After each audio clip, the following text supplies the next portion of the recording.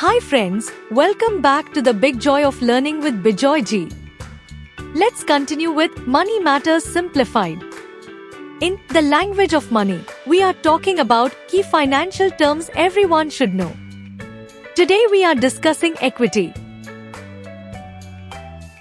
At its core, equity represents the ownership value in an asset after deducting any associated liabilities. It's the portion that truly belongs to the owner.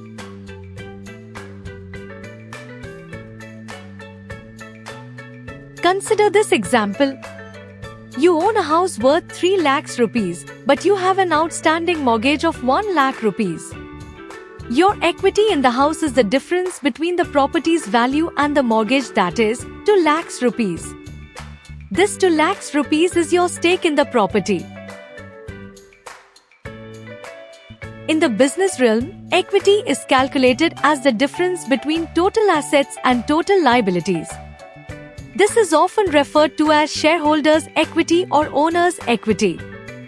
It reflects the net value owned by the shareholders after all debts have been settled.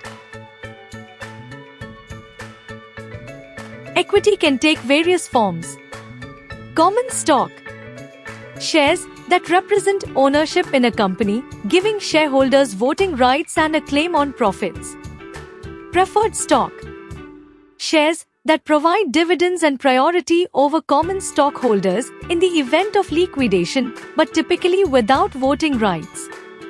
Retained earnings. Profits that a company reinvests in its operations instead of distributing as dividends. Equity is a crucial indicator of a company's financial health. A higher equity value suggests a strong financial position, as the company has more assets relative to its liabilities. Investors often look at metrics like return on equity to assess how effectively a company is using its equity to generate profits. For instance, if two companies each earn a net income of 10 crores rupees, but company A has 50 crores rupees in equity and company B has 20 crores rupees. Company A's return on equity is 20%, whereas company B's is 50%. This indicates that company B is using its assets more efficiently to generate profit. In the context of startups and private companies, equity is often used to attract investors and talent. Founders may offer equity stakes to investors in exchange for capital or to employees as part of compensation packages, aligning everyone's interests toward the company's success. On a personal level, understanding equity helps in assessing net worth. For example, if you own a car worth 2 lakhs rupees and owe 50,000 rupees on it, your equity in the car is 1,50,000 rupees. This concept applies to various assets, including homes and investments. Grasping the concept of equity is essential for making informed financial decisions, whether you're managing personal assets or evaluating business investments.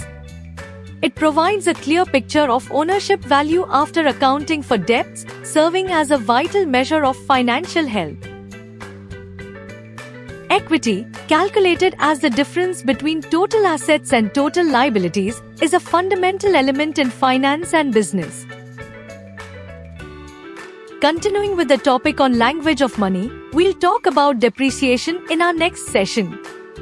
Financial literacy begins with understanding the language of money. See you soon. This is Darpana signing off for now. If you found this helpful, don't forget to like, share, and subscribe to The Big Joy of Learning. Money Matters Simplified. Learn, grow, prosper. Have a big joy of learning.